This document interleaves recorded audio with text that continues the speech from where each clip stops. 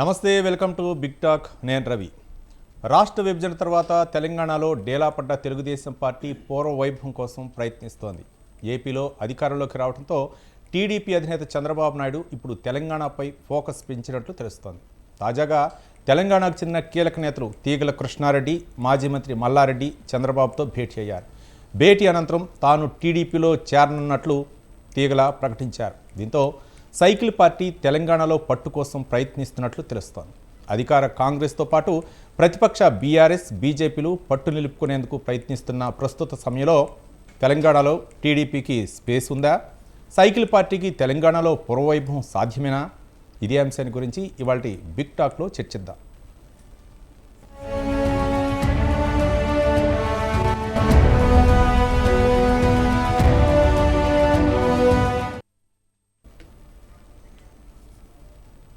BRS మాజీ మంత్రి MLA Mallareddy, అలాగే ఆయన అల్లుడు రాజశేఖర్ రెడ్డి, ఆయన మల్కాజ్గిరి ఎమ్మెల్యే, అలాగే మాజీ ఎమ్మెల్యే, మాజీ హైదరాబాద్ మేయర్ తీగల కృష్ణారెడ్డి వీరిరువురు కూడా ఈరోజు ఆంధ్రప్రదేశ్ ముఖ్యమంత్రి చంద్రబాబు నాయుడు ఆయన నివాసంలో కలవడం జరిగింది. ఇది మాత్రం అంటే మల్లారెడ్డి మనవరాలు వివాహ మహోత్సవానికి సంబంధించి ఆహ్వాన పత్రిక అయితే ఇవ్వడం జరిగింది. కానీ ఇదే అంశంపై అయితే మాత్రం బయటకు వచ్చిన తర్వాత తీగల కృష్ణారెడ్డి నేను 100% టీడీపీలో జాయిన్ అవుతున్నానని చెప్పేసి బాహాటంగా ప్రకటించారు. గత పూర్వవైభవాన్ని తెలుగుదేశం పార్టీకి తీసుకురావాల్సినటువంటి అవసరం ఉంది. హైదరాబాద్ డెవలప్ అయిందే తెలుగుదేశం పార్టీ హయాంలో, అలాగే చంద్రబాబు నాయుడు హయాంలో. ఎన్టీఆర్ ఆయన స్థాపించినప్పుడు తెలుగుదేశం పార్టీలో ఆయన ప్రోద్బలంతో తెలుగుదేశం పార్టీలోకి రావడం జరిగింది. ఇక అదే అంశాలను అంటే ముఖ్యంగా చంద్రబాబు నాయుడు యొక్క ఆశయ సాధనాలు అవ్వచ్చు, హైదరాబాద్, సైబరాబాద్ అభివృద్ధిలో ఆయన పాత్ర కీలకంగా ఉంది. కాబట్టి ఇప్పుడు తెలుగుదేశం అభిమానులు అవ్వచ్చు, కార్యకర్తలు అవ్వచ్చు, ఇంకా అంతే ఉంది ఓటు బ్యాంక్ అనే విధంగా తీగల కృష్ణారెడ్డి అయితే చెప్పింది. మొత్తానికి బీఆర్ఎస్ ఎమ్మెల్యేలు చంద్రబాబు నాయుడిని కలవటం ఈరోజు బిగ్ టాక్లో చర్చిద్దాం. ఇదే అంశాలపై ఈరోజు చర్చా కార్యక్రమంలో పాల్గొంటున్నారు విజయార్య క్షత్రియ బీఆర్ఎస్ అధికార ప్రతినిధి మనకు స్టూడియోలో ఉన్నారు. అలాగే గౌరీ సతీష్ కాంగ్రెస్ అధికార ప్రతినిధి మనకు స్టూడియోలో ఉన్నారు. ఇక ఆశా బిందు గారు టీడీపీ అధికార ప్రతినిధి మనకు జూమ్లో జాయిన్ అవుతారు. ఇక వివి రావు గారు విశ్లేషకులు మనకు చర్చా కార్యక్రమంలో జూమ్లో పాల్గొంటున్నారు. అందరికీ చర్చా కార్యక్రమంలోకి స్వాగతం అండి. ముందుగా విజయార్య క్షత్రియ గారు బీఆర్ఎస్ అధికార ప్రతినిధి, ఏంటి ఈరోజు బీఆర్ఎస్ ఎమ్మెల్యేలు టీడీపీ అధినేత చంద్రబాబు నాయుడిని కలిశారు? ఇది యాదృచ్ఛికంగా జరిగిందా, లేకపోతే గతంలో ఉన్నటువంటి పరిచయాలు 2014 ముందు కూడా వాళ్ళు టీడీపీలో ఉండటం జరిగింది, అదే పరిచయాలతోటి వెళ్ళారు, మరోపక్క బీఆర్ఎస్ని వీడి టీడీపీలోకి వెళ్ళేటటువంటి ఆలోచన ఉంది? అయితే ఇదంతా ఒక ప్రణాళికాబద్ధంగా జరుగుతున్నటువంటి రాజనీతి అండి. 1999, 2004 కార్యకాలంలో చంద్రబాబు నాయుడు గారు ముఖ్యమంత్రిగా ఉన్నారు. 2004 నుండి ఇప్పటి వరకు దాదాపు 20 సంవత్సరాలు, 20 సంవత్సరాల కాలంలో తెలుగుదేశం పార్టీ మళ్ళీ తెలంగాణ ప్రాంతంలో పట్టు సాధించలేకపోవడం, ఈ 20 సంవత్సరాల కాలంలో ఉన్న ఫలంగా 2001 నుండి తెలంగాణ రాష్ట్ర సమితి ఏర్పాటు కావడం, తెలంగాణ రాష్ట్ర ఉద్యమం, ప్రత్యేక తెలంగాణ రాష్ట్ర ఉద్యమం ఎత్తున 14 సంవత్సరాల ఉద్యమం నడవడం, 2014లో మరి రాష్ట్రం రావడం, 10 సంవత్సరాలు బీఆర్ఎస్ పార్టీ అయితే అందులో భాగంగానే చంద్రబాబు నాయుడు గారు వాస్తవంగా కూడా ఆయన రాజనీతిజ్ఞుడు, ఆయన పట్టు వదలని విక్రమార్కుడు లాంటి ఒక శైలి ఉన్నటువంటి నాయకుడు ఆయన రాజకీయాల్లో. అందులో భాగంగానే తన పరమ శిష్యుణ్ణి కాంగ్రెస్లోకి జొప్పించి 2023 అసెంబ్లీ ఎన్నికల కంటే ముందు కాంగ్రెస్లోకి జొప్పించి వర్కింగ్ ప్రెసిడెంట్ చేసి ముఖ్యమంత్రిగా చేసుకోవడం జరిగింది. మేము ఎన్నోసార్లు, ఇప్పుడు కాదు మొదటి నుంచి మొత్తుకుంటూనే ఉన్నాం, అయ్యా ఇదంతా చంద్రబాబు నాయుడు గారు ఆడుతున్నటువంటి మొత్తం డ్రామా, హై డ్రామా. ఆయన కావాల్సింది హైదరాబాద్ మీద పట్టు, అంటే ఆంధ్రప్రదేశ్కి కావచ్చు, ఇక్కడ భారతదేశానికి కావచ్చు, ఇక్కడ తెలంగాణ రాష్ట్రానికి కావచ్చు, ఇది రెండవ రాజధానిగా ఉన్నది కాబట్టి దీని మీద రాజకీయంగా పట్టు మాకు ఉండాలనే ఏకైక కాంక్షతోటి ఉన్నటువంటి చంద్రబాబు నాయుడు గారు ఎట్టి పరిస్థితుల్లో మళ్ళీ పునర్వైభవం రావాలనే ఉద్దేశంతో ఉన్నమాట వాస్తవం. అందులో భాగంగానే మరి 2014లో అక్కడ మరి ఆంధ్ర కోసం పోరాటం చేసిన వీరుడిలాగా చూసి చంద్రబాబు నాయుడు గారు ఓట్లు వేశారు. ఇక్కడ కేసీఆర్ గారు కేసీఆర్ ఇద్దరి మధ్యలో ఇద్దరు కూడా తెలుగుదేశం పార్టీకి సంబంధించిన వ్యక్తులు అనేది అందరికీ తెలిసిన విషయం. సో అందులో భాగంగానే మళ్ళీ పట్టు సాధింపులోనే భాగంగానే మళ్ళీ ఈరోజు కాంగ్రెస్ రూపంలో ముఖ్యమంత్రిగా తన శిష్యుని కూర్చునబెట్టి ఆయనను ఆధారంగా చేసుకొని ఈరోజు తెలుగుదేశం పార్టీని మళ్ళీ మరి పునర్నిర్మాణం చేయడానికి ఆయన కంకణం కట్టుకున్న మాట వాస్తవం. అందులో భాగంగానే వచ్చే ఎలక్షన్లో మరి 150 డివిజన్లకు గాను ఈరోజు 15 డివిజన్లలో 15 అసెంబ్లీ నియోజకవర్గాలలో ఈరోజు బీఆర్ఎస్ పట్టుంది. బీఆర్ఎస్ మీన్స్ అంతకుముందు కానీ తెలుగుదేశానికి సంబంధించిన విజయారి క్షత్రి గారు అంటే టీడీపీ పోటీ చేయకపోవటం వల్లనే మొన్న జరిగినటువంటి అసెంబ్లీ ఎన్నికల్లో పోటీ చేయకపోవటం వల్లనే బీఆర్ఎస్కి అంత మెజారిటీ వచ్చింది సిటీ సరౌండింగ్లో ఎమ్మెల్యేలకి అని చెప్పేసి అంశాలు కూడా ఉన్నాయి. ఉండొచ్చు, దాన్ని కూడా మనం కాదనలేం, వాస్తవాలే మాట్లాడదాం. ఎందుకంటే మీరు సరి అయిన విషయాన్ని సరి అయిన టైంలో మీరు స్వతంత్ర టీవీలు లేవనెత్తడం చాలా ప్రజలకు తెలవాల్సిన అవసరం ఉంది చరిత్ర. కాబట్టి ఆ సందర్భంలో మరి మొదటిసారి వచ్చినప్పుడు తెలుగుదేశం నాయకులందరూ కూడా మరి బీఆర్ఎస్లో కలవడం జరిగింది ఎల్పీగా. అలాగే రెండవసారి వచ్చిన వాళ్ళు కూడా గెలిచిన వాళ్ళు కూడా ఎల్పీలో కలవడం జరిగింది. అన్నప్పుడు సంపూర్ణంగా ఈరోజు బీఆర్ఎస్ అంటేనే వాస్తవంగా తెలుగుదేశంలో ఉన్నటువంటి కాంగ్రెస్లో ఉన్నటువంటి తెలంగాణ వాదులందరూ కూడా అటువైపు ఉన్నారు. ఇప్పుడేంది అని అంటే మళ్ళీ బీఆర్ఎస్ను సుప్తాసాబ్ చేసి మళ్ళీ ఇక్కడ హైదరాబాద్లో కార్పొరేషన్ ఎన్నికలలో ఖచ్చితంగా గతంలో మీరు 2014 తర్వాత మీరు ఏం చేశారు, ఇప్పుడు అదే మీకు పునరావృతం అవుతుంది. రాజకీయాల్లో సర్వసాధారణం అండి. దాన్ని పునరావృతంగా ఈరోజు వచ్చే ఎన్నికలలో 100 సీట్లు మేము గెలవాలి. దాంట్లో భాగంగానే కాంగ్రెసు, తర్వాత బీజేపీ, తర్వాత ఇక్కడ టీడీపీ ఎక్కడైతే ఆంధ్రప్రదేశ్లో అలయన్స్ ఉందో ఆ అలయన్స్ను ఇక్కడ మరి పునరావృతం చేయాలనే ఉద్దేశంతో చంద్రబాబు నాయుడు గారి ఎత్తుగడలో భాగంగానే జరుగుతున్న మాట వాస్తవం. ఇందులో జరిగే యుద్ధంలో ప్రత్యేకంగా బీఆర్ఎస్కు అనేది నష్టం అసలు జరగదు. నష్టం జరిగితే మాత్రం 100% ఎంత పవర్ చేతిలో ఉన్నా కూడా కాంగ్రెస్ను బొందబెట్టడానికే మరి రేవంత్ రెడ్డి గారు, తర్వాత చంద్రబాబు నాయుడు గారు, మోదీ గారు కంకణం కట్టుకున్నారనే విషయాన్ని కాంగ్రెస్ పెద్దలు, కాంగ్రెస్ రాష్ట్ర దేశ అధిష్టానం గుర్తించాల్సిన అవసరం ఉంది.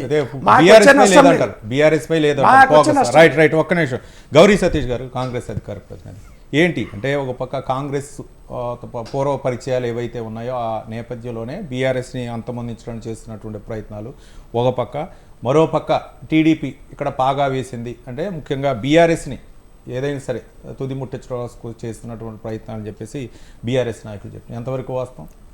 ముందుగా చర్చలో పాల్గొంటున్నటువంటి బీఆర్ఎస్ విజయార్య గారికి, ఎనలిస్టు వివి రావు గారికి, టీడీపీ నాయకురాలు గారికి, మీకు అదే రకంగా సొంతటి ప్రేక్షకులందరికీ కూడా సాయంకాల నమస్కారాలు తెలియజేస్తూ, వాస్తవాన్ని గ్రహించవలసినటువంటి అవసరం, వాస్తవాన్ని కూడా అంచనా వేయాల్సినటువంటి అవసరం మనందరిపైన ఉంది. ఎందుకునంటే కాంగ్రెస్ యొక్క ఐడియాలజీ ఏంది, టీడీపీ యొక్క ఐడియాలజీ ఏంది, దాంతోపాటు ఇందాక బీఆర్ఎస్ నాయకులు మాట్లాడినటువంటి మాటలను మనం ఒకసారి అనాలిసిస్ కనుక చేసుకున్నట్టయితే ఖచ్చితంగా బీఆర్ఎస్ టీడీపీ ఒక్కటే అని వారి మాటల్లో మనకు స్పష్టమైనటువంటి మాట. దాంతోపాటు ఎవరైతే మా ముఖ్యమంత్రి గతంలో టీడీపీ పార్టీలో పనిచేసినంత మాత్రాన, కాంగ్రెస్లో కలిసినంత మాత్రాన టీడీపీ కాంగ్రెస్ ఒక్కటనే మాట వాస్తవం కాదనేది యావత్ సమాజానికి అంతా కూడా తెలుసు. మనం కూడా ఒకసారి ఆలోచన చేయాలి. దాంతోపాటుగా మనం అందరం కూడా ఆలోచించవలసింది సామాజిక న్యాయమే ఏదైతే బీసీలకు పెద్దపీట వేస్తూ ప్రారంభించబడినటువంటి ఆనాటి ఎన్టీ రామారావు గారి సారథ్యంలో స్టార్ట్ అయినటువంటి తెలుగుదేశం పార్టీ తెలంగాణ రాష్ట్రం ఏర్పడిన తర్వాత ఏ ఐడియాలజీ ప్రకారం తెలంగాణ రాష్ట్రాన్ని సాధించుకున్నామో ఆ ఐడియాలజీ ప్రకారము మనం తెలంగాణ రాష్ట్రాన్ని సాధించుకున్న తర్వాత ఏదైతే ఆంధ్ర పార్టీలకు తెలంగాణ రాష్ట్రంలో ఎక్కడ కూడా స్థానం లేదనే విషయాన్ని మనం అందరం కూడా ఒక్కసారి అంచనా వేసుకోవాల్సినటువంటి అవసరం ఉంది అనేది మనం గ్రహించాలి. దాంట్లో భాగంగానే గత ఎన్నికల్లో కానీ అంతకుముందు జరిగినటువంటి ఎన్నికల్లో కానీ జరిగినటువంటి ప్రజా తీర్పును కూడా మనము గుర్తించవలసినటువంటి అవసరం ఉంది. దానికి అనుగుణంగానే ప్రజలు తీర్పిచ్చారనేది కూడా మనం ఆలోచించాలి. దాంతోపాటుగా ఏ రాజకీయ పార్టీ అయినా ఎక్కడికైనా వెళ్ళి తన యొక్క కార్యక్రమాలను కానీ తన యొక్క ప్రజామోదాన్ని కానీ తెలుసుకోవాల్సినటువంటి ఆవశ్యకత వారి పార్టీలు చేయడానికి ప్రయత్నం చేస్తాయి. అదే రకంగా ఆంధ్రాలో అధికారం వచ్చిన తర్వాత తెలంగాణ రాష్ట్రంలో కూడా ఇక్కడ టీడీపీ అంతా కూడా నిర్వీర్యం అయిపోయిందనేది మనం అందరం కూడా ఎవరు ఒప్పుకున్నా ఒప్పుకోకపోయినా వాస్తవం. ఏ విధంగా తెలుస్తుంది? ఏ ఒక్క ప్రజాప్రతినిధి కూడా లేనప్పుడు ఆ రాజకీయ పార్టీ ఉనికి లేదు అనేది ఆ రాజకీయ పార్టీగా మనం అందరం కూడా ఆలోచన చేయాలి. సో అది చాలా స్పష్టంగా కనిపిస్తూ ఉంది. అయినా ఇప్పటికిప్పుడు తెలుగుదేశం పార్టీ తెలంగాణ రాష్ట్రంలో అది ఏదో రకంగా అది బలపడుతుందని చెప్పి, లేదా అన్ని సామాజిక కోణాల్లో అది ముందుకొస్తుందని చెప్పి కాంగ్రెస్ పార్టీ మాత్రం భావించట్లేదు. దాంతోపాటుగా ఏదైతే ఉద్దేశాలు ఏ ఆకాంక్షతోటి తెలంగాణ రాష్ట్రం ఏర్పడదో ఆ ఆకాంక్షలకు వ్యతిరేకంగా తెలంగాణ ప్రాంతంలో టీడీపీ బలపడడానికి అవకాశం ఉండదేమని చెప్పి కూడా ఒక సాధారణ మనిషిగా, దాంతోపాటు తెలంగాణ ఉద్యమంలో పాల్గొన్నటువంటి ఉద్యమకారుడిగా కాంగ్రెస్ పార్టీ యొక్క వాదన. రైట్ గౌరీ సతీష్ గారు. ఆశాబిందు గారు టీడీపీ అధికార ప్రతినిధి. ఆశాబిందు గారు నమస్తే. నమస్తే సార్.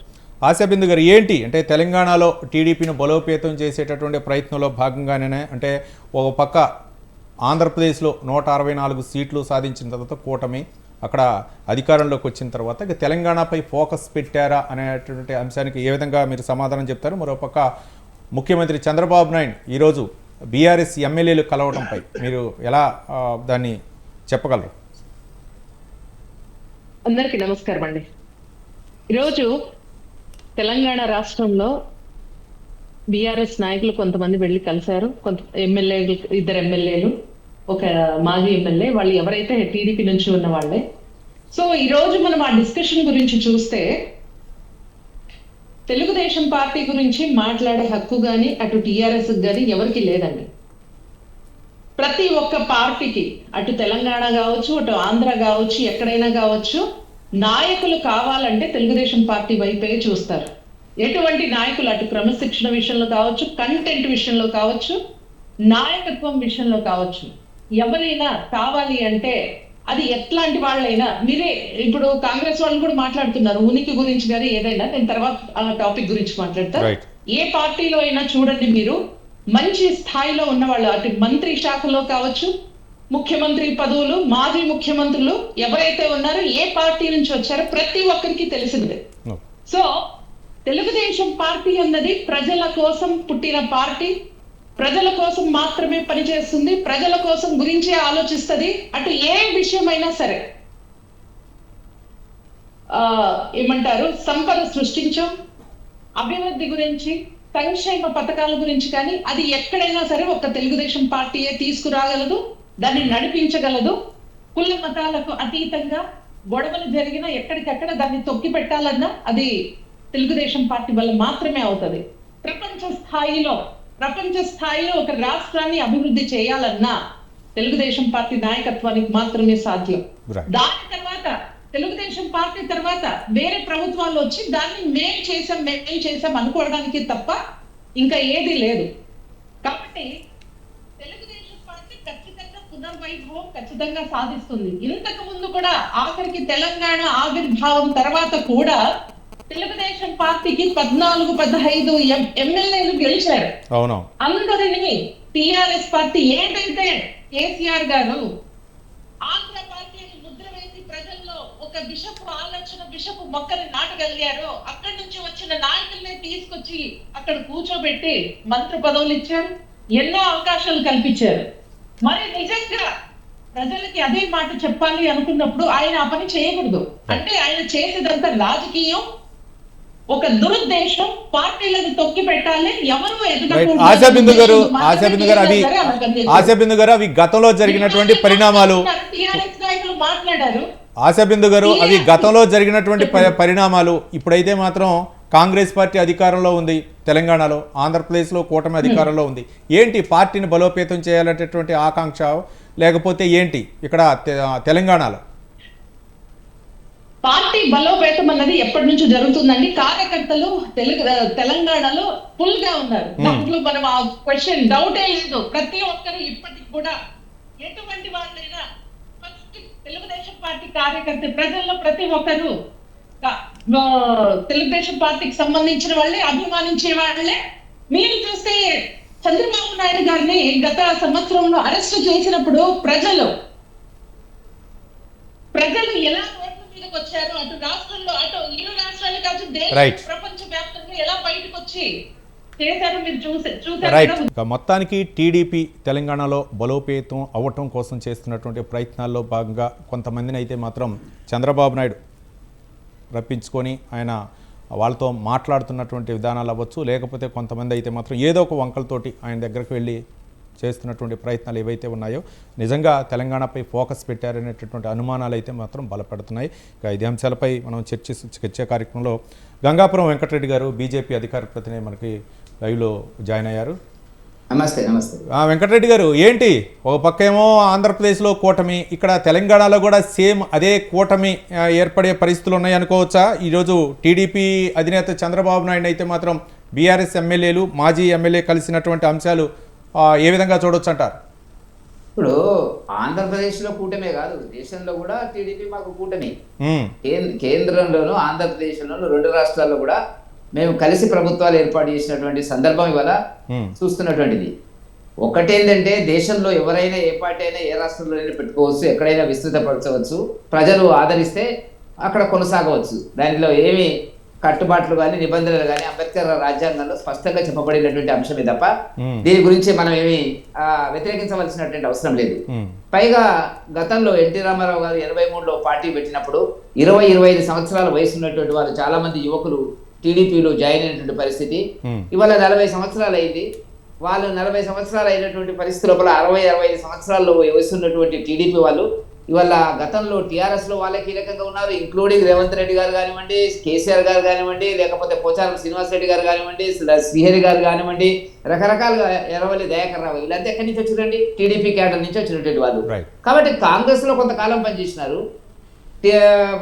టీఆర్ఎస్ లో కొంతకాలం పనిచేసినారు, ఇప్పుడు మళ్ళీ ఇక్కడక్కడ మారినటువంటి పరిస్థితి. కాబట్టి ఆ పార్టీ తెలంగాణలో కొంత బలమైనటువంటి పునాదులు, మీరు అవునన్నా కాదన్నా చంద్రబాబు నాయుడు గారి మీద ఒక ముద్ర ఏంటంటే 2014 ఎన్టీఆర్ చంద్రబాబు నాయుడు మూలాలు అయితే ఉన్నాయంటారు తెలంగాణలో. ఉన్నాయి కదా, ఉన్నాయి అంటే తెలంగాణ ఏర్పడిన తర్వాత 2014లో అంత భావోద్వేగాల మధ్యన సెంటిమెంట్ మధ్యన జరిగిన ఎన్నికల్లో వాళ్ళు 15 సీట్లు గెలిచిన మాట వాస్తవం కదా. ఆ తర్వాత కేసీఆర్ గారు తనదైన శైలిలో ఏ పార్టీ ఉండకూడదని చెప్పి అటు కాంగ్రెస్ ను, టీడీపీని, కమ్యూనిస్టులను అందరినీ కూడా మట్టు పెట్టినటువంటిది, వాటిని ధ్వంసం చేసినటువంటి ఎన్నికైనటువంటి శాసనసభ్యులను చట్ట వ్యతిరేకంగా తీసుకున్నటువంటి ఒకవేళ వెంకటరెడ్డి గారు ఒకవేళ కనుక టీడీపీ బలపడితే ఏ పార్టీకి నష్టం వాటిలో అవకాశాలు ఉన్నాయి అనుకోవచ్చు? పార్టీకి ఎవరికి నష్టం అవుతుందండి? కాంగ్రెస్ కు నష్టం అవుతుంది. Straight answer. బీఆర్ఎస్ మేము లెక్కలోకి తీసుకోవడం లేదు. ఎందుకని ఏముందండి, ఇంకా అక్కడ ఏముంటుంది చెప్పండి. బీఆర్ఎస్ ఇప్పుడు టీడీపీ బలపడుతుందంటే, ఇంతకుముందు చెప్పినట్టుగా టీడీపీ బలపడుతుందంటే వెళ్ళేటువంటి వాళ్ళంతా కూడా టీఆర్ఎస్లోకి వెళ్ళి వస్తారు. ఇప్పుడు కొంతమంది వెళ్ళిపోయినారు, కొంతమంది దారిలో ఉన్నారు, కొంతమంది గోడ మీద నిలబడి చూస్తున్నారు, ఇప్పుడు అక్కడి నుంచే వస్తారు కదా. రైట్. అయితే బీఆర్ఎస్ ఖాళీ అవుతుంది అంటారు? బీఆర్ఎస్ ఖాళీ అవుతుంది, కాంగ్రెస్ ఇబ్బంది అవుతుంది. మేము కలిసే పనిచేస్తున్నాము. సరే రేపు ఏమవుతుంది ఏంది అనేటువంటిది అగ్రనాయకత్వం నిర్ణయాలు తీసుకుంటుంది. కానీ మేము రెండు ప్రాంతాల దేశంలో కూడా మాతో కలిసి మేము పనిచేస్తున్న వాళ్ళతో కలిసి, ఆంధ్రప్రదేశ్లో కూడా కలిసి పనిచేస్తున్నట్టుంది. వాళ్ళ క్యాడర్ ఉంది, దాన్ని ఏం సందేహం లేదు. కాకపోతే క్యాడర్ ఏం చేస్తున్నాడంటే కేసీఆర్ గారు ఇక లేదు, టీఆర్ఎస్ పని మన టీడీపీ పని అయిపోయింది అనేటువంటి ఒక చిత్రాన్ని చిత్రీకరించి అనేక సందర్భాల లోపల చేసినటువంటిది. ఎవరండి ఇప్పుడు రేవంత్ రెడ్డి గారి జీవితం ఎక్కడుందండి? మాట 3 సంవత్సరాలు ఇది కాంగ్రెస్లోకి వచ్చి, అంతకుముందు ఎక్కడ ఉన్నాడంటే 15 సంవత్సరాలు ఆయన టీడీపీలో ఉన్నాడు కదా. కాబట్టి నేను చెప్పదలుచుకున్న పాయింట్ ఏంటంటే మాకేమి నష్టం లేదు, మా బీజేపీకి ఏమి నష్టం లేదు. మాకు భవిష్యత్తులో నిర్ణయాలు ఎట్లుంటాయి అనేది రాజకీయ ఉడంబడికలు, ఎన్నికలు, వాటి పొత్తులు అవన్నేటింటిది మన స్థాయిలో నా స్థాయిలో చెప్పేటువంటి అంశం కాదు. కానీ నష్టపడేది, ఖాళీ అయ్యేది టీఆర్ఎస్. రైట్. పొత్తు ధర్మం అయితే కొనసాగిద్ది భవిష్యత్తులో. ఈ పొత్తు ఇప్పుడు ఒక్కటండి, మీరు దాపరికం ఏందండి, అక్కడ మాకు పొత్తు ఉంది, పొత్తు ఉంటుందా లేదా అనేటువంటిది మేము ఎందుకు వ్యతిరేకించడం అయితే లేదు. వాళ్ళు మేము కలిసి దేశంలో పొత్తున్నప్పుడు, ఆంధ్రప్రదేశ్లో పొత్తున్నప్పుడు, తెలంగాణలో పొత్తు ఉంటుందా ఉండదా అనేటువంటిది ఇప్పుడు ఎవరికి వ్యతిరేకం అండి? ఇప్పుడు రేవంత్ రెడ్డి గారే ఉద్యమకారుడా, తెలంగాణ ఉద్యమకారుడా చెప్పండి. కాబట్టి అవన్నీ మర్చిపోండిగా. హైదరాబాద్లో రేపు ఈ డీలిమిటేషన్ అయిన తర్వాత ఒక 35 నుంచి 40 సీట్ల మీద ఆంధ్ర ప్రాంతం నుంచి వచ్చినటువంటి ఓటర్ల యొక్క ప్రభావము ఎన్నికల గెలుపోవటంలో ప్రభావితం చేస్తుంది. మీరు అది దృష్టిలో పెట్టుకోవాల్సినటువంటి అవసరం ఉంది. రైట్ ఇవన్నీ ఉన్నాయి. రైట్ రైట్ ఇక వివి రావు గారు విశ్లేషకులు. వివి రావు గారు నమస్కారం. నమస్తే. ఏంటి ఈరోజు బిగ్ టాక్లో ముఖ్యంగా చంద్రబాబు నాయుడు బీఆర్ఎస్ ఎమ్మెల్యేలు అయితే కలిశారు. గతంలో కూడా కొన్నిసార్లు అయితే మాత్రం మాజీ మంత్రి ఎమ్మెల్యే మల్లారెడ్డి అయితే మాత్రం తెలుగుదేశం పార్టీలోకి వెళ్తారని చెప్పేసి తన అనుచరులతో కూడా కొంత సమావేశాలు ఏర్పాటు చేసుకునేటువంటి ఊహాగానాలు తెరపైకి వచ్చాయి. అయితే తన మనవరాలి పెళ్లి నిశ్చితార్థం నిమిత్తం అంటే వివాహ మహోత్సవం సందర్భంగా ఒక వెడ్డింగ్ కార్డు అయితే ఇవ్వడానికి వెళ్ళారని చెప్పేసి అది చెప్తున్నారు. కానీ అక్కడికి వెళ్ళినటువంటి ముఖ్య నాయకులు ఎవరైతే ఉన్నారో తీగల కృష్ణారెడ్డి అవ్వచ్చు, లేకపోతే రాజశేఖర రెడ్డి అవ్వచ్చు, ఎమ్మెల్యేలు వాళ్ళు తెలుగుదేశం పార్టీ అంశాలు కూడా తెరపైకి వచ్చాయని అంటారు. దీన్ని ఏ విధంగా చూడొచ్చు అంటారు వివి రావు గారు? ఈరోజు తెలంగాణ రాష్ట్రంలో ఒక వింత పరిస్థితి నెలకొందండి. ఈ వింత పరిస్థితిలో ప్రధానంగా మనం చూడాల్సింది ఏంటంటే కాంగ్రెస్ పార్టీ రాష్ట్ర సపరేషన్ తర్వాత అధికారంలోకి వచ్చేప్పుడు 60 సీట్లతో వచ్చింది. ఎప్పుడైనా కూడా ఈ 60 సీట్ల తర్వాత కొంతమందిని కలుపుకునే ప్రయత్నం చేసింది. ఆ సందర్భంగా బీఆర్ఎస్ పార్టీ కోర్టుకు వెళ్ళడం ద్వారా ఆ చేరికల నేటికి ఒక అడ్డుకట్టబడింది. కొత్తగా వచ్చినటువంటి పార్లమెంట్ చట్టం దృష్ట్యా ఇది జరిగింది. ఒకవేళ కనుక కాంగ్రెస్ పార్టీకి ఇంకో 20 సీట్లు ఎక్కువ వచ్చుంటే ఈ రోజు మనం ఈ చర్చకి తావు ఉండేదో కాదేమో అనిపిస్తుంది. ఎందుకంటే ఆ తర్వాత ఈ గత కొన్ని నెలల నుంచి ఏదైతే ఎంపీ ఎలక్షన్స్ ఆ తర్వాత అధికారంలోకి వచ్చినటువంటి కాంగ్రెస్ పార్టీ ఒక పక్కన రైతుల హడావిడి తర్వాత హైడ్రా తర్వాత ఇప్పుడు ఒక వింత పరిస్థితి నెలకొంది హైదరాబాద్. ఏంటంటే ప్రధానంగా హైదరాబాద్ లో ఏదైతే రియల్ ఎస్టేట్ మూలంగా అభివృద్ధి జరుగుతున్నటువంటి హైదరాబాద్ లో ఈ చుట్టుపక్కల ప్రాంతాల్లో సబర్బ్స్ లో ఉన్నటువంటి లీడర్షిప్ అంతా కూడా ఆ రియల్ ఎస్టేట్ ఆధారితంగా నాయకత్వం వచ్చినటువంటి వాళ్ళు. ఇలా తీగల కృష్ణారెడ్డి కావచ్చు, ఆనాడు టీడీపీలో నుంచి బీఆర్ఎస్ లోకి వచ్చి ఇప్పుడు ఈ రోజు మళ్ళీ టీడీపీలోకి వెళ్తున్నటువంటి మన మల్లారెడ్డి గారు కావచ్చు, వీళ్ళందరూ కూడా వీళ్ళ బేస్ చూసుకుంటే ప్రజాదరణ కన్నా ఎక్కువ వీళ్ళు పార్టీలకు ఒక ఫండింగ్ ఏజెన్సీస్ లాగా పార్టీలకు రియల్ ఎస్టేట్ ద్వారా వస్తున్నటువంటి డబ్బుకు ఒక ప్రతీకగా వీళ్ళు ప్రతి పార్టీలో ఏ అధికారంలోకి ఏ పార్టీ వచ్చినా ఆ పార్టీలోకి దూకడం, వాళ్ళ సైన్యాల్ని వాళ్ళ రియల్ ఎస్టేట్ వ్యవస్థని దాంట్లోకి మార్చుకోవడం, ఇది పార్టీలకు ఫండింగ్ గా మారుతున్నటువంటి ఒక వ్యవస్థలో ఈ రోజు ఒక గ్యాప్ వచ్చింది. దీనివల్ల అంటే హైడ్రా మూలన కాంగ్రెస్ లో వీళ్ళకి ఆదరణ లేదనేటువంటిది ఒక పక్కన బీఆర్ఎస్ అపోజిషన్ లో ఉంది, బీజేపీలో పోయే పరిస్థితి లేదు, బీజేపీలో అడవిడి లేదు, మరి కాంగ్రెస్ లో అక్కడ డోర్స్ క్లోజ్ అయిపోయాయి హైడ్రా చేయబట్టి. కాబట్టి ఇవాళ వీళ్ళందరికీ కూడా ఒక అవుట్లెట్ కావాలి, గొడుగు కావాలి. ఆ గొడుగుకి మళ్ళీ బహుశా అనుకుంటా టీడీపీ ఆ గొడుగును ఎత్తుకోవచ్చు. తద్వారా మళ్ళీ ఒక చర్చనీయాంశము. కానీ వివీరావు గారు, తెలంగాణలో రాజకీయ పార్టీలకు కొదవలేదు. ఒక పక్క బీజేపీ ఉంది, మరో పక్క కాంగ్రెస్ పార్టీ ఉంది అధికారంలో. అంటే ఉన్న నాయకులందరూ కూడా గతంలో పరిచయాలు ఉన్నటువంటి నాయకులే. ఎందుకు అంటే మళ్ళీ టీడీపీ కోసం ఎదురు చూస్తున్నటువంటి పరిస్థితులు ఎందుకు దాపరిస్తున్నాయి అనుకోవచ్చు? ఇది ఇక్కడ రాజకీయాలలో ఓటర్లకు గ్యాప్ కాదండి, రాజకీయాలలో కొద్దిమంది నాయకులకు గ్యాప్ ఉంది. కొద్దిమంది నాయకులు వాళ్ళ గొడుగులు ఎత్తుకునే ప్రయత్నంలో వాళ్ళకు ఆదరణ దొరకనప్పుడు మళ్ళీ టీడీపీ వైపు చూసే పరిస్థితి. ఎందుకంటే టీడీపీ అంటే అందరూ గతంలో ఆ గొడుగు కింద ఉండి వచ్చిన వాళ్ళే వీళ్ళంతా. కాబట్టి వీళ్ళకి ఏదో ఒక గొడుగు కావాలి. ఆ గొడుగులో భాగంగా ఈరోజు మళ్ళీ టీడీపీ వైపు చూస్తా ఉన్నట్టుగా కనబడతా ఉంది. వాస్తవంగా ఈరోజు జరిగిన సంఘటనలో కూడా వాళ్ళు వెళ్ళిందేమో ఒక పెళ్లి గురించి ఇన్విటేషన్ కోసం వెళ్ళారు, కానీ అక్కడ జరిగింది ఏంటి, రిటర్న్ వచ్చిన తర్వాత ఒక స్టేట్మెంట్ ఇది ఇవ్వడం జరిగింది. అంటే దాని అర్థం ఏంటి? దాని అర్థం ఏంటంటే నిజంగా ఇక్కడ చంద్రబాబు నాయుడు గారు లేకపోతే ఇంకా వేరే టీడీపీ తరఫున అధికార ప్రతినిధి ఎవరైనా స్టేట్మెంట్ ఇచ్చుంటే దాని యొక్క తీవ్రత వేరుండేది. కానీ ఇది నేను బహుశా నేను అనుకుంటా నాయకుల తరఫున ఒక ఫీలర్ కోసం వదిలినటువంటి ఒక ఇదిగా నేను చూస్తా ఉన్నాను. ఎందుకంటే ఇమ్మీడియట్ గా టీడీపీ అంటే ఎన్నికలు దగ్గరలో ఏమీ లేవు. బహుశా ఉంటే ఈ హైదరాబాద్ జిహెచ్ఎంసీ ఎన్నికలు ఉన్నాయి హైదరాబాద్ లో. మరి అదే మూలంగా మనం ఆలోచిస్తా అంటే ఇప్పుడు మరి ఏ రకంగా ఏ రకంగా బీఆర్ఎస్ టీడీపీ రావడం వల్ల ఏ రకంగా ఎవరు లాభపడతారని మనం ప్రశ్నించుకుంటే బహుశా లాభపడేది మళ్ళీ టీఆర్ఎస్ కావచ్చు. ఎందుకంటే ఎప్పుడైతే టీడీపీ అనగానే మళ్ళీ టీఆర్ఎస్ వాళ్ళకు ఒక అవకాశం ఇచ్చినట్టు అవుతుంది. కాకపోతే టూ మెనీ ప్లేయర్స్ వల్ల బహుశా అన్ని ఓట్లు డివైడ్ అయితే కానీ వివి రావు గారు మీరు చెప్తున్నట్లు టీడీపీ అంత బలంగా టీడీపీ నిర్ణయం తీసుకుంటుందని నేను అనుకోవడం. రైట్ వివి రావు గారు, విజయ్ ఆర్య క్షత్రి గారు, ఏంటి అంటే టీడీపీ కేడర్ మొత్తం బీఆర్ఎస్లోనే ఉంది. ఇప్పుడు అదే కేడర్ మొత్తం వెనక్కి వచ్చేటటువంటి పరిస్థితులు ఉన్నాయి. కొంతమంది ఏమో కాంగ్రెస్కి వెళ్ళారు. ఇప్పుడు ప్రత్యామ్నాయంగా టీడీపీకి వెళ్ళి ఆకర్షిస్తున్నటువంటి అంశాలు తెరపైకి వస్తుంది. ఏంటి బీఆర్ఎస్ భవిష్యత్తు? వీళ్ళ ఈ భారతీయ జనతా పార్టీ తెలుగుదేశానికి సంబంధించిన ఏదైతే ప్రణాళిక ఆంధ్రప్రదేశ్లో జరిగిందో అది సేమ్ యాజ్ ఇట్ ఈస్గా తెలంగాణలో జరుగుతుంది అని అనుకోవడం చాలా పెద్ద పొరపాటు. అది ఒక కళగా మిగులుతుంది అంతే. వెంకటరెడ్డి అని అంత సీనియర్ నాయకులు ఇంకా బీఆర్ఎస్ ఏమున్నదని అనడం అనేది హాస్యాస్పదం. అది బీఆర్ఎస్ మరి ప్రజలు నిర్ణయించారు. అయోధ్యలో ఓడిపోయింది కదా భారతీయ జనతా పార్టీ, లేదా అయోధ్యలో ఓడిపోయింది.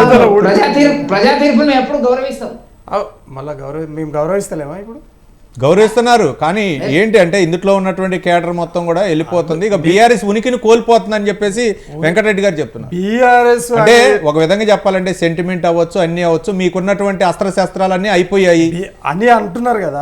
దానికి చెప్తాను. ఇప్పుడు కేసీఆర్ అంటేనే తెలంగాణ అంటే కేసీఆర్, వెంకటరెడ్డి గారు కాదు. ఇది యాది పెట్టుకోవాలి. వెంకటరెడ్డి గారు కాదు, ఇది యాది పెట్టుకోవాలి. రేవంత్ రెడ్డి గారు కాదు, ఇది యాది పెట్టుకోవాలి. ఎందుకంటే కేసీఆర్కు సంబంధించినటువంటి యుద్ధం అనేది ప్రపంచం చూసిందండి. ఆయననే ఎమోషన్, ఆయన బ్రతికున్న ఎమోషన్, పోయిన ఎమోషన్, ఉన్న ఎమోషన్, లేకపోయిన ఎమోషన్, ఓడిన ఎమోషన్, గెలిచినా కూడా ఎమోషన్ అండి. ఈరోజు మరి 1983లో మరి తెలుగుదేశం పార్టీ ఏర్పాటైన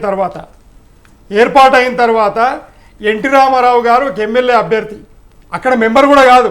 నాదెండ్ల భాస్కర్ రావు గారు దాని సంస్థాపకులు, వ్యవస్థాపకులు, దాంట్లో ఆయన మెంబర్ కూడా కాదు అంటున్నాను. అయితే మరి ఎన్టీ రామారావు గారిని పెట్టడం వల్ల ఒకే కాలంలో ఏకకాలంలో ప్రభుత్వం రావచ్చు అనుకుని తలంచి నాదెండ్ల భాస్కర్ రావు గారు టికెట్ ఇచ్చారు.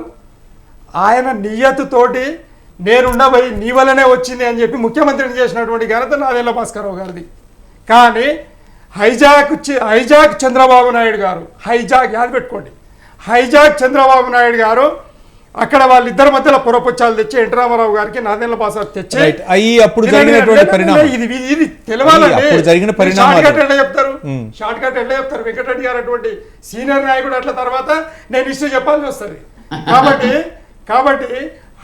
అట్లా అనుకుంటే బీజేపీ కూడా చెప్పింది 2 సీట్లు ఉన్నటువంటి బీజేపీ ఇప్పుడు ఈ స్థాయికి వచ్చింది. హైజాక్ చంద్రబాబు నాయుడు గారు చేసిన పెద్ద పుణ్యం ఏంది అంటే ఇద్దరు అన్నదమ్ముల్లాగా ఉన్నటువంటి గురు శిష్యుల్లాగా ఉన్నటువంటి నాదెండ్ల భాస్కర్ రావు గారిని ఎన్టీ రామారావు గారిని దూరం చేసి ఆయన చేతిలోకి తీసుకున్న తర్వాత క్షత్రి గారు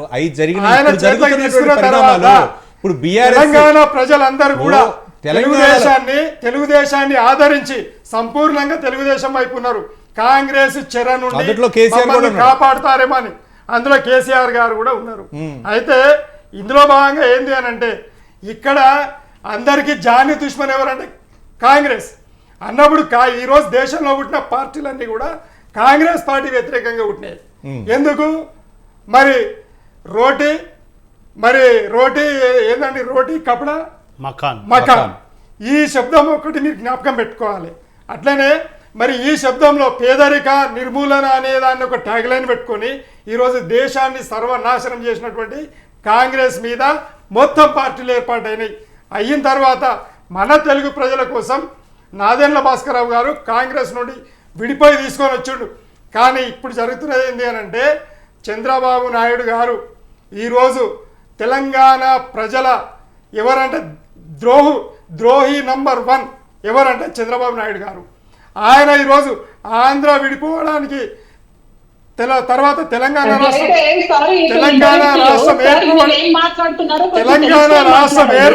ఏర్పాటు కావడానికి కూడా విలన్ నంబర్ 1 కాంగ్రెస్ అయితే విలన్ నంబర్ 2 చంద్రబాబు నాయుడు గారు. ఈ రోజు హైదరాబాద్ మేము కబ్జా చేస్తామంటే ఈడ చేతులు కట్టుకొని కూర్చున్నారండి.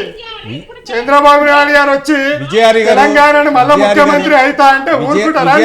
విజయారి గారు మీరు ఎన్నికల ముందు చంద్రబాబు నాయుడు అరెస్ట్ చేసినప్పుడు మీరు ఇక్కడ నిరసన తెలపొద్దన్నప్పుడే తర్వాత ఎన్నికల్లో ఎలాంటి ప్రభావం చూపిందో మీరు చూశారు. కానీ ప్రజాస్వామ్యంలో ఎక్కడైనా పోటీ చేయొచ్చు, ఎక్కడైనా సరే ఎన్నికల్లో పార్టిసిపేట్ చేయొచ్చు. అవునండి, 1999లో ముఖ్యమంత్రి కావడానికి తెలంగాణ ప్రజల ప్రణాళిక, తెలంగాణ ప్రాంతం ప్రణాళిక కేసీఆర్ గారు చంద్రబాబు నాయుడు గారికి ఇచ్చారు. మోసం చేసినటువంటి చంద్రబాబు నాయుడు గారు ఏ ముఖం పెట్టుకుని మళ్ళీ ఈ హైదరాబాద్ లో, ఈ తెలంగాణలో మళ్ళీ ఆయన పార్టీని పెట్టదలుచుకున్నారండి.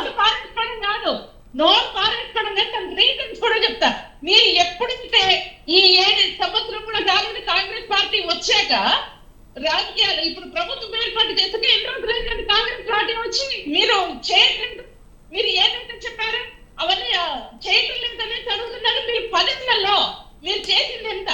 మీరు ఏం చేశారు? నిరుద్యోగ భృతి ఇచ్చారా? ఎవరు కాంట్రాక్ట్లు ఎవరికి ఇచ్చారు? కేసీఆర్ గారు ఏ కాంట్రాక్టర్కి ఇచ్చారండి? ఆంధ్ర తెలంగాణ మధ్య చిచ్చులు పెట్టే ఒక వరిష్ఠ పిల్ల ఎవరైనా ఉంటే కేసీఆర్ గారు వచ్చి ఆశాబిందు గారు వ్యాఖ్యలు అది సహేతుకం కాదు, అన్పార్లమెంట్ వర్డ్స్ మాట్లాడదు ప్లీజ్. రైట్ ఆశాబిందు గారు, అది కరెక్ట్ కాదు. రైట్, ఒక్క నిమిషం గౌరీ సతీష్ ఒక్క నిమిషం. తెలంగాణ అభివృద్ధి 10 సంవత్సరాలలో చంద్రబాబు నాయుడు గారు వచ్చేసారా? రైట్, ఒక్క నిమిషం. విజయారి గారు, హైదరాబాద్ గుండెకాయ, తెలంగాణ ప్రజల గుండెకాయ, మళ్ళీ దాన్ని కబ్జా పెట్టడానికి రేవంత్ రెడ్డిని అడ్డం పెట్టుకొని ఆయన ఆశీస్సులతోటి తెలుగుదేశం అందు గురించే హైదరాబాద్ పరిస్థితులలో తెలంగాణ ప్రజలది ఈ రోజు 10 సంవత్సరాలలో ఒక్క ఆంధ్ర బిడ్డను కూడా కేసీఆర్ గారు కంటికి రెప్పలాగా చూసుకున్నాడు. ఎందుకంటే తెలంగాణ వచ్చేంత వరకే ఆంధ్ర తెలంగాణ యుద్ధం కానీ రాష్ట్రం వచ్చిన తర్వాత ఆంధ్ర బిడ్డలను కంటికి రెప్పలాగా కాపాడినటువంటి నాయకుడు కేసీఆర్ గారు.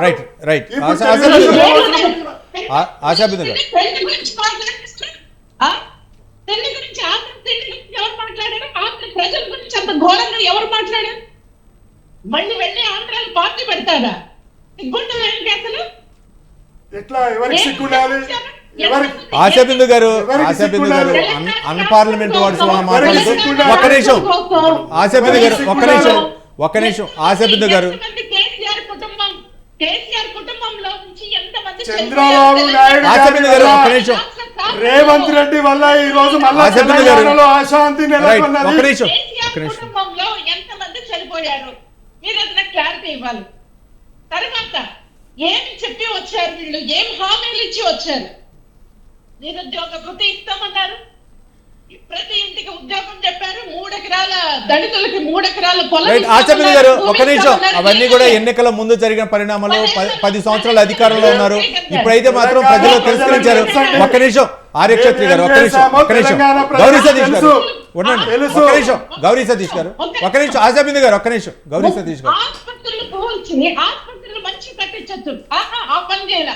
సెక్రటేరియట్ కూల్చారు, దాన్ని కట్టించడానికి 500 కోట్ల నుంచి 1600 కోట్లు ఎక్కువైంది. రైట్, ఆశాబిందు గారు రైట్, గౌరీ సతీష్ గారు, ఆశాబిందు గారు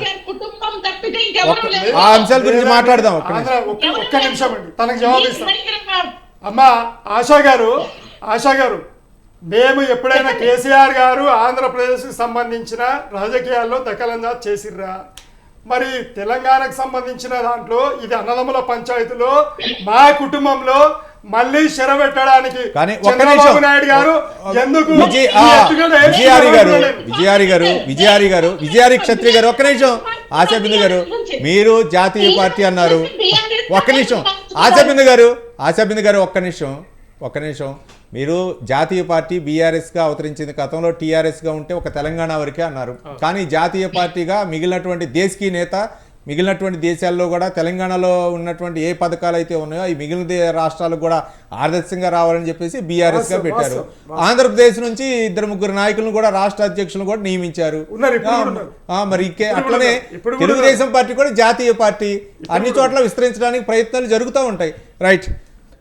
గౌరీ సతీష్ గారు, ఇప్పుడు ఉందల్లా కాంగ్రెస్ పార్టీపై ఫోకస్ జాతీయ స్థాయిలో అవ్వచ్చు, రాష్ట్ర స్థాయిలో అవ్వచ్చు, ముఖ్యంగా కాంగ్రెస్ పైనే ఇక ఈ అన్ని పార్టీలు కూడా ఫోకస్ పెట్టాయి ఇక్కడ. కానీ ఇప్పుడు ఉన్నటువంటి ప్రస్తుత పరిస్థితిలో బీఆర్ఎస్లో నుంచి ఒక 10 మంది ఎమ్మెల్యేలు అలాగే ఒక 5-6 ఎమ్మెల్సీను లాక్కోవడం జరిగింది. అంటే కాంగ్రెస్ పార్టీలోకి అధికారంలో ఉంది అన్న ఉద్దేశంతో అక్కడ జరిగినటువంటి పరిణామాల నేపథ్యంలో గతంలో బీఆర్ఎస్ ఏవైతే ఉన్నాయో కొన్ని అవమానాలు అవ్వచ్చు, లేకపోతే ఓడిపోయింది కదా ఇంకా భవిష్యత్తు ఉంటుందా ఉండదా ఘోర పరాభవం తర్వాత అని చెప్పేసి వచ్చారు. కానీ ఇప్పుడు తెలుగుదేశం వైపు చూస్తున్నారు. ఏ పార్టీ అయినా సరే అభివృద్ధి చేసుకోవటం లేకపోతే పార్టీ బలోపేతం కోసం చేస్తున్నటువంటి ప్రయత్నాల్లో భాగం అవ్వచ్చా, లేకపోతే ఇక్కడ ఏమైనా ఎడ్జ్ ఉందనుకోవచ్చా?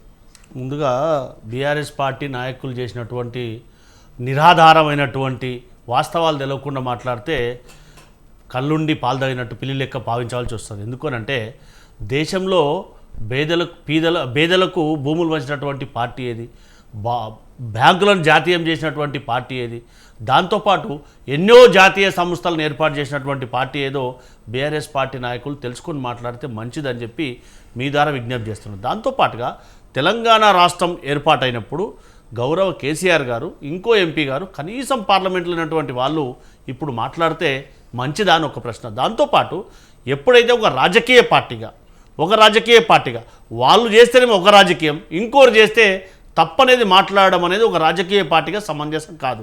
వారు ఆంధ్రాలోనేమో పార్టీ పెట్టుకోవచ్చు, ఇతర పార్టీలు వచ్చి మన రాష్ట్రం రాజకీయం చేస్తామంటే అట్లా ఆక్షేపించడం అనేది మంచి పద్ధతి కాదు.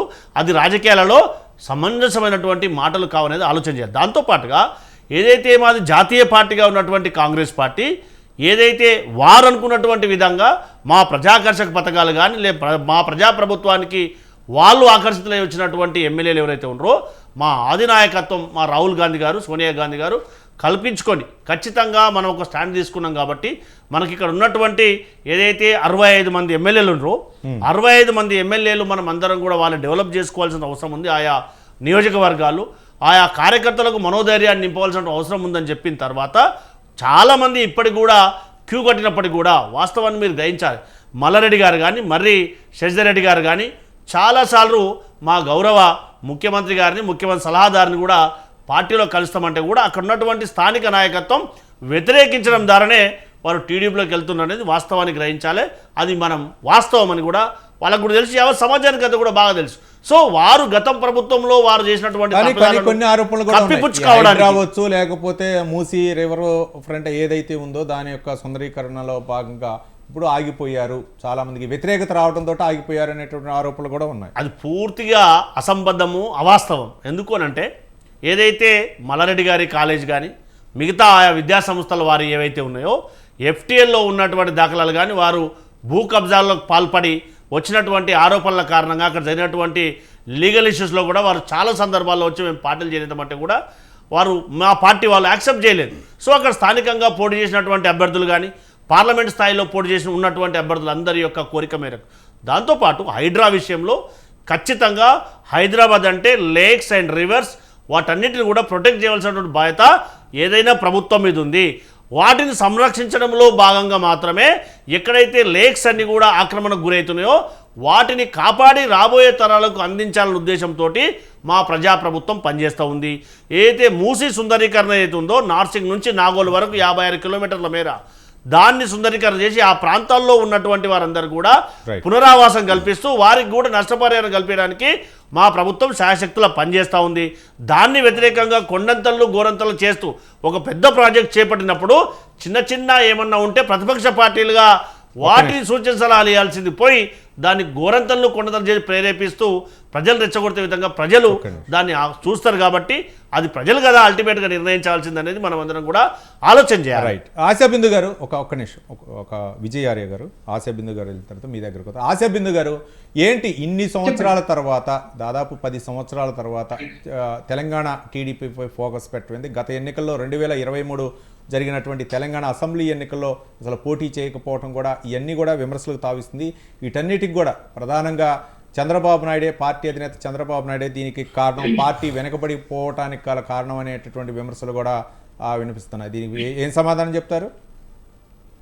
చంద్రబాబు నాయుడు గారు కాదండి, యాక్చువల్ గా నాయకులు ఎవరైతే నమ్ముకున్న పార్టీని, కార్యకర్తలంతా నమ్ముకున్న నాయకులు ఎవరైతే ఉన్నారో పార్టీని నాశనం చేయాలనే ఉద్దేశంతో కేసీఆర్ గారు అప్పుడు అందరినీ వాళ్లకు బలం ఉన్నా సరే, వాళ్ళకి అసెంబ్లీలో బలం ఉన్నా సరే ప్రతి ఒక్కరిని తీసుకోవాలి. ఏ ఆంధ్ర పార్టీ అనేసి తిట్టాడు, అదే ఆంధ్ర పార్టీ నుంచి ఆ నాయకుల్ని తీసుకున్నాడు.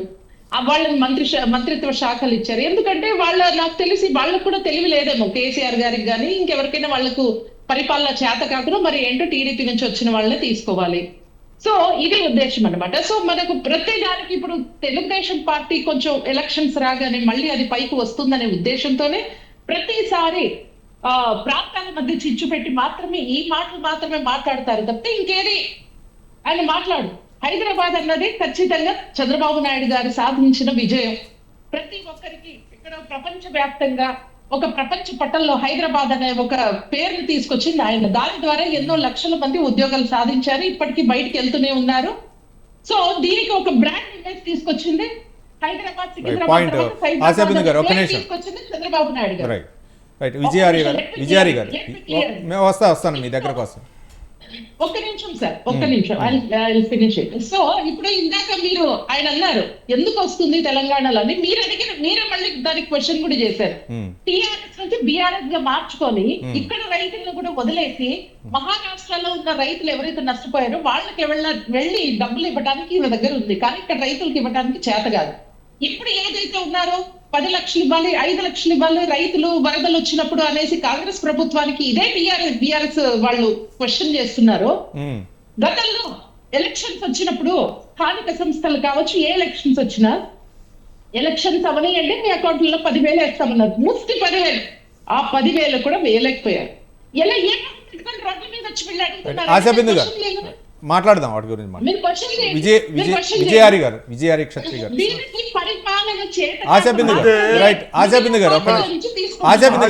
ఆశా గారు ఇప్పుడు మీరు హైదరాబాద్ కు పేరు కూడా పెట్టింది, పేరు ప్రఖ్యాతులు తెచ్చింది చంద్రబాబు నాయుడు గారు అంటే ఇది ఎంత హాస్యాస్పదం అండి, మీరు చెప్పండి. రైట్, అంటే విజయారి గారు గతంలో చంద్రబాబు నాయుడు గారు చెప్పారు, మరో పక్క కేటీఆర్ ఐటీ శాఖ మంత్రిగా, ఒక నిమిషం ఆశాబింది గారు, గతంలో కేటీఆర్ ఐటీ శాఖ మంత్రిగా ఉన్నప్పుడు కూడా చంద్రబాబు నాయుడు మార్క్ ఉంది, దాన్ని కంటిన్యూ చేస్తామన్నారు. అదేవిధంగా ఐటీ పరిశ్రమలు తేయటంలో కూడా ఆయన పాత్ర ఉందని చెప్పేసి గతంలో చెప్పారు. తర్వాత చంద్రబాబు నాయుడు కూడా నేను చేసినటువంటి సంక్షేమ పథకాలను ఎక్కడా కూడా ఆప్ చేయలేదు, బీఆర్ఎస్ కంటిన్యూ చేయటం నాకు సంతోషకరం అని చెప్పేసి చెప్పారు. మరో పక్క ఎకరం 100 కోట్లు బలిగినటువంటి అంశాన్ని కూడా తెరపైకి తీశారు చంద్రబాబు నాయుడు. ఇవన్నీ కూడా అప్పుడు వేసినటువంటి బీజాలే, హైదరాబాద్ కావచ్చు, సైబరాబాద్ అవచ్చు, ఇవన్నీ కూడా గతంలో చంద్రబాబు నాయుడు హయాంలో జరిగిన అభివృద్ధి అనేటటువంటి అంశాలు. ఎవరు పరిపాలించినా కూడా, ఎవరు ముఖ్యమంత్రి ఉన్నా కూడా వారి పరిపాలనలో రైట్ ఒక మార్క్ అనేది ఉంటది కాబట్టి బ్రాండ్. అందులో భాగంగా ఇప్పుడు ఏదైతే సైబర్ టవర్స్ కట్టారో ఆయన్నే కట్టారో అని అందరికీ తెలుసు 2000 సంవత్సరంలో. దాన్ని ఎవరు కాదనట్లేదు, కానీ హైదరాబాద్ పేరు ప్రఖ్యాతులు ఆయన తెచ్చడం అనడం కరెక్ట్ కాదు. అందులో కొంత చేశారు, ఆయన కూడా చేశారని చెప్పాలి, అంతేగాని ఇంకా వేరేది ఏం లేదు. అయితే రైట్ చెప్తున్నారు, అది కూడా చెప్తున్నారు. ఆశాబిందు గారు చెప్పారు, ఆశాబిందు గారు చెప్పారు. గౌరీ సతీష్ గారు ఏదైతే లేవనెత్తిందో, గౌరీ సతీష్ గారు ఏదైతే లేవనెత్తిందో, రైట్ ఆశాబిందు గారు వాళ్ళ ఫ్యామిలీ వచ్చింది వేల లక్షల కోట్లు దోచుకోవడానికి, అది మనకు క్లియర్ గా కనిపిస్తుంది. కవిత గారు ఎలా జైల్లో వెళ్ళొచ్చారో అది కాదు సబ్జెక్టు. ఆశాబిందు గారు అది కాదు సబ్జెక్టు, మనకి జైలు గురించి లేకపోతే ఎక్కడ వాళ్ళు చేసినటువంటి ఇవి గురించి కాదు. సామాన్యులు ఎవరు బతకలేకపోయారండి టిఆర్ఎస్ ప్రభుత్వంలో, అందుకనైతే వాళ్ళని కూర్చోబెట్టారు. ఒక నిమిషం, మిగిలినటువంటి ఎమ్మెల్సీని కొనడానికి 5 కోట్ల రూపాయలు మాట్లాడి 5 కోట్ల రూపాయలు మాట్లాడిన చంద్రబాబు నాయుడు గారు 50 లక్షల రూపాయలు రేవంత్ రెడ్డి గారితో డబ్బులు ఇస్తున్నారు. ఆపరేషన్ మర్చిపోయి రా, మీరు ఎట్లా మాట్లాడతారండి? కొన్ని ఆపండి. విజయారి గారు అయితే ఆశా బిందు గారు అనవసర టాపిక్ వద్దు. ముందుగా ఆ కేసు అనేది ఏమనగా రేవంత్ రెడ్డి ఆ గారు కేసు గురించి వాటి గురించి విజయారి గారు చంద్రబాబు నాయుడు విజయారి గారు గారు విజయారి గారు అందు గురించి అవన్నీ ఆపండి. రైట్ సబ్జెక్ట్ లో రైట్. బ్రాండ్ ఇమేజ్ అనేది కేసీఆర్ గారు ఆయన ద్వారా ఆశా బిందు గారు ఒక్క పెరిగింది. నిమిషం. చంద్రబాబు నాయుడు గారు రేవంత్ రెడ్డి గారి ద్వారా A1 A2 అది ఆ కేసు ద్వారా గురించి కాదు. తగ్గింది రైట్ తగ్గింది. రైట్ విజయారి గారు రెండవది విజయారి గారు ఒక్క నిమిషం. గౌరీ సతీష్ గారు రైట్. మా విజయారి పరిపాలన చాలా చక్కగా జరుగుతా ఉన్నది 10 నెలల కాలంలో అని గౌరీ సతీష్ గారు అంటున్నారు. వీళ్ళ పరిపాలన ఎట్లా ఉంది అని అంటే ఈ 420 హామీలలో వాళ్ళు ఎలక్షన్ కంటే ముందు ఇచ్చిన దాంట్లో ఇచ్చేటప్పుడు ట్యాగ్ లైన్ పెట్టలే. ట్యాగ్ లైన్ ఏంది? షరతులు వర్తిస్తాయి అని ట్యాగ్ లైన్ పెట్టలే. అప్పుడు షరతులు వర్తిస్తాయని అంటే వీళ్ళకి ఎన్ని ఓట్లు వచ్చాయో తెలిసేది. ఎన్నికల తర్వాత కుర్చీ మీద కూర్చున్న తర్వాత 13 అంశాలలో 6 గ్యారంటీలకు మేము 100 రోజులలో ఇవి అన్ని హామీలు నెరవేరుస్తామని చెప్పి సంతకం పెడతామన్నారు రేవంత్ రెడ్డి గారు. ఈ రోజు వరకు 6 గ్యారంటీలు నెరవేర్చలేదు. ఈ ప్రభుత్వము నిర్వచనం పెట్టుందంటే ఈ 10 నెలల గృహజ్యోతి అమలు చేశారు. లేదండి, మహిళలకి చెక్ చేయండి మీరు. మహిళలకి ఉచిత ప్రయాణం చేయండి.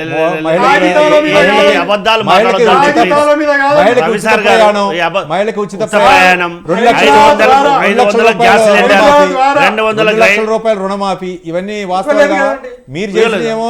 రేవంత్ రెడ్డి గారు స్వయంగా ఒప్పుకున్నారు కదా 2 లక్షల రూపాయల రుణమాఫీ అవ్వండి. 2 లక్షలదే 30,000 ఉద్యోగాల భర్తీ. రేవంత్ రెడ్డి గారు వీళ్ళు 10 ఏళ్ళ చేయండి, 10 ఏళ్ళ చేస్తూ ఉంటే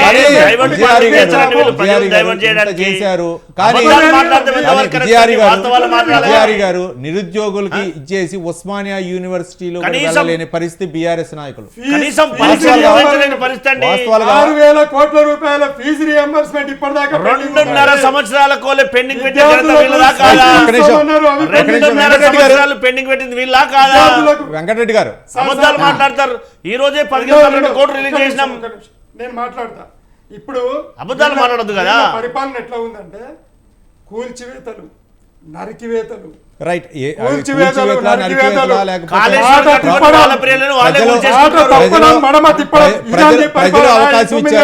ప్రజలు అవకాశం ఇచ్చారు, మళ్ళీ ఓటు ద్వారా అవకాశం ఇస్తే రైట్. వెంకటరెడ్డి గారు చెప్పండి. వెంకటరెడ్డి గారు తెలంగాణలో అంటే అభివృద్ధి అవ్వచ్చు లేకపోతే ఈ సంక్షేమ పథకాలు అవ్వచ్చు వీటిలో ఇంకా ఆ తెలుగుదేశం పార్టీ రావాల్సినటువంటి ఆవశ్యకత ఉందనుకోవచ్చా? మరో పక్క తెలుగుదేశం పార్టీ 10 సంవత్సరాల క్రితం అంటే ఒక పక్క 2023లో జరిగినటువంటి అసెంబ్లీ ఎన్నికల్లో కూడా పోటీ చేయకపోవడం కారణాలు కూడా విశ్లేషించుకోవాల్సిన అవసరం ఉంది. అటుపక్క బీఆర్ఎస్లో కొంతమంది నాయకులు ఉన్నారు, ఇటు కాంగ్రెస్ పార్టీలో కొంతమంది నాయకులు ఉన్నారు. తెలుగుదేశం పార్టీ క్యాడర్ ఏదైతే ఉందో ఓటు బ్యాంక్ అవ్వచ్చు లేకపోతే నాయకులు అవ్వచ్చు తెలుగుదేశం కోసం ఎదురు చూస్తున్నారా లేకపోతే రాజకీయ నిరుద్యోగం కోసం భర్తీ చేయడం కోసం ప్రయత్నిస్తున్నటువంటి ప్లానా? ఇప్పుడు ఒకటి మిత్రమా, ఇప్పుడు 83లో ఎన్టీ రామారావు గారు పార్టీ పెట్టినప్పుడు ప్రజల ఆదరణ అభిమానాలు అవి చాలా బ్రహ్మాండంగా ఉన్నాయి. అసలు నేను ప్రాక్టికల్గా నేను గమనించినటువంటిది మొత్తం రాష్ట్రం మొత్తము ఎన్టీ రామారావు అయిపోయింది. ఇక్కడ దానికి కారణం ఏంటంటే కాంగ్రెస్ వంశపారంపర్య అవినీతి అక్రమ పాలనకు అంతం అనేటువంటిది కూకటి వెళ్ళతో సహా ఎన్టీ రామారావు గారు అసలు వేరు కూడా దొరకకుండా చేసినటువంటి సందర్భాలు మనం చరిత్రలో రాయబడింది. నేను కొత్తగా ఇప్పుడు చెప్పాల్సిన అవసరం లేదు. ఏ రకంగా ఎవరు అన్నా కూడా అది పెద్ద పెద్దలు విజయభాస్కర్ రెడ్డి అంటే వాళ్ళు, వెంకటస్వామి లాంటి వాళ్ళు అందరూ ఓడిపోయినటువంటి పరిస్థితి. అది మామూలు విషయం కాదు. ఒక వ్యక్తి మొత్తం రాష్ట్రాన్ని కాంగ్రెస్లో కనుమరుగు చేసినటువంటి సందర్భం చూసినా సరే, తర్వాత కాంగ్రెస్ మళ్ళీ వచ్చింది, నేను కాదంటలేను, ఇవన్నీ జరిగిన మాట వాస్తవం. ఆకర్షితులు 2 రూపాయల కిలో బియ్యం అనేటువంటిది ఆయన తీసుకున్నటువంటి నిర్ణయాలు కొనేటువంటిది భూములకు సంబంధించి కానీ దున్నేవాడిదే భూమి అని చెప్పగలిగింది. అది ఆడబిడ్డలకు సమాన హక్కు, ఆడబిడ్డలకు సమాన హక్కు ఆస్తిలో అన్ని కూడా జరిగిన మాట వాస్తవము. దాని పునాదులు ఉన్నమాట వాస్తవము. తెలంగాణ సెంటిమెంట్ లో ఆ పార్టీ తెలంగాణలో కొంత ఇబ్బంది పడ్డం 2 కళ్ళ సిద్ధాంతం అంటే చంద్రబాబు నాయుడు గారు ఏంటంటే 2 రాష్ట్రాలు కూడా బాగుండాలనేటువంటి దాంట్లో ఆయన చేసిన ప్రయత్నాలు కొంతమంది కేసీఆర్ గారు దాన్ని ఇంకో రకంగా చెప్పడం, మేమంతా ఉన్నాం కదా, ఉద్యమంలో ఉన్నాం కదా, జరిగిపోయింది. ఇప్పుడు ఏ వ్యక్తి అయినా ఏ పార్టీ అయినా దేశంలో ఎక్కడైనా ప్రారంభించవచ్చు, ఎక్కడైనా విస్తృత చేయొచ్చు. ఆయన చెప్పుకున్నాడు కదా కేసీఆర్ గారు దేశం మొత్తం మీద, మళ్ళీ నేను చెప్పను కానీ ఎక్కడైనా కాకపోతే ఇవల్ల ఏంటంటే అధికారం పోయిన తర్వాత మళ్ళీ రెండు ప్రాంతాల మధ్య సెంటిమెంటల్ విషయాలు తీసుకొచ్చేటువంటి పరిస్థితి వల్ల టీఆర్ఎస్ ఉంటుంది. కానీ ఎవరు నమ్మడు. వచ్చిన ప్రాబ్లం ఏంటంటే Right. తెలంగాణ వచ్చిన తర్వాత చూద్దాం. తెలంగాణ రాకముందు ఆంధ్ర ప్రాంతం వాళ్ళని తెచ్చినట్టు తెలంగాణ వచ్చిన మళ్ళీ తర్వాత ఆ సెంటిమెంట్ పనిచేస్తుందా లేదో చూద్దాం. ఒక్క నిమిషం వినండి, తెలంగాణ వచ్చిన తర్వాత తెలంగాణ వాదులను మటుమాయం చేసినటువంటి వ్యక్తి, వాళ్ళ మీద దాడులు పెట్టినటువంటి వ్యక్తి, స్వయంగా జేఏసీ చైర్మన్ కోదండరావు గారిని బయటికి రాకుండా అనేక సందర్భాల లోపల రాత్రి పొద్దున 100 సార్లు అరెస్ట్ చేసినటువంటి వ్యక్తి. ఎందుకంటే నేను ఉన్నాను కోదండరావు గారితో కాబట్టి.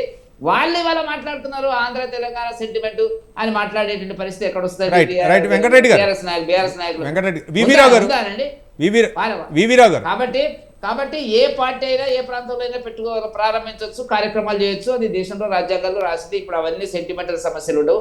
ఎవరు బాగా చేయగలిగితే వాళ్ళని ప్రజలు రేపు ఆదరిస్తారు. ఆదరించకపోతే ఏ పార్టీ కాపాట వెనక్కిపోతుంది. దానికి సందేహం ఏముందండి? వివి రావు గారు, ఇంకా సెంటిమెంట్ పనిచేసేటటువంటి అవకాశాలు ఉన్నాయా తెలంగాణలో? మరో పక్క దాన్ని అంటే ఏ పార్టీకి లాబింగ్ ఉపయోగపడే అవకాశాలు ఉన్నాయి అనుకో? ఇప్పుడు ఈ మొత్తం వ్యవహారంలో మనం గమనించాల్సింది ఏంటంటే, ముందుగా ఇప్పుడున్న ప్రస్తుత పరిస్థితి మీద మనం దృష్టి పెడితే మనకు కొంత సమాధానం దొరుకుతుంది. ప్రస్తుత పరిస్థితి ఏంటంటే, ఆనాడు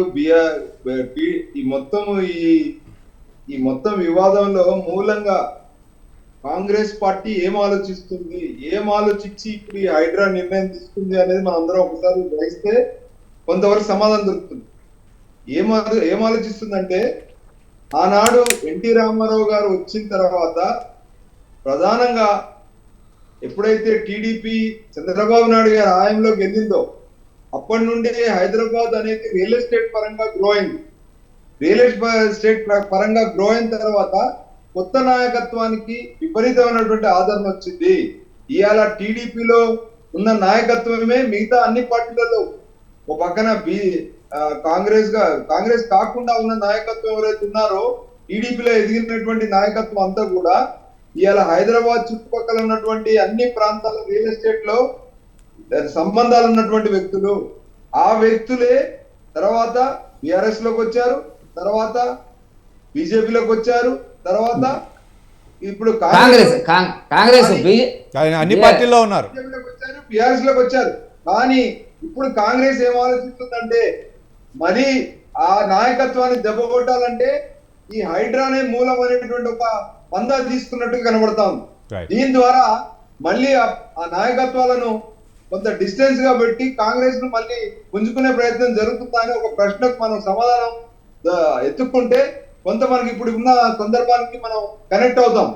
అయితే ఇప్పుడు ఎవరైతే అక్కడ ఆధారం దొరకనటువంటి వ్యక్తులు ఉన్నారో, మల్లారెడ్డి గారు కావచ్చు, దిగల కృష్ణారెడ్డి గారు కావచ్చు, వీళ్ళందరూ కూడా ఈ ప్రాంతంలో హైదరాబాద్ చుట్టుపక్కల డెవలప్ అవుతున్న సందర్భంలో వాళ్ళకు ఉన్నటువంటి ప్రాపర్టీని కాపాడుకోవడం కోసం చేస్తున్నటువంటి ప్రయత్నాలు అనుకోవచ్చు. వాళ్ళకు ఉన్నటువంటి ప్రాపర్టీని కాపాడుకోవడం కోసం ఏమైనా చేస్తున్నటువంటి ప్రయత్నాలు అనుకోవచ్చు. రైట్, థ్యాంక్ యూ వివీరావు గారు చర్చా కార్యక్రమంలో పాల్గొన్నందుకు. అలాగే బీఆర్ఎస్ రాష్ట్ర అధికార ప్రతినిధి విజయార్య క్షత్రియ గారు, అలాగే గౌరీ సతీష్ గారు కాంగ్రెస్ పార్టీ అధికార ప్రతినిధి, హిమబిందు గారు టీడీపీ అధికార ప్రతినిధి, అలాగే గంగాపురం వెంకటరెడ్డి గారు చర్చా కార్యక్రమంలో పాల్గొన్నందుకు బీజేపీ నుంచి అందరికీ ధన్యవాదాలు. మొత్తానికి టీడీపీ అయితే మాత్రం కొంతమంది రాజకీయ నిరుద్యోగులు టీడీపీలోకి వస్తున్నారు. ఇది ఎంతవరకు ఆదరణ పెరిగిద్ది, మరోపక్క దీనిపై చంద్రబాబు నాయుడు ఏ విధంగా ఫోకస్ పెడతారనేది మనం రానున్నటువంటి రోజుల్లో చూద్దాం. ఇది ఇవాళ బిగ్ టాక్. రేపు బిగ్ టాక్లో మళ్ళీ కలుసుకుందాం. చూస్తూనే ఉండండి స్వతంత్రం.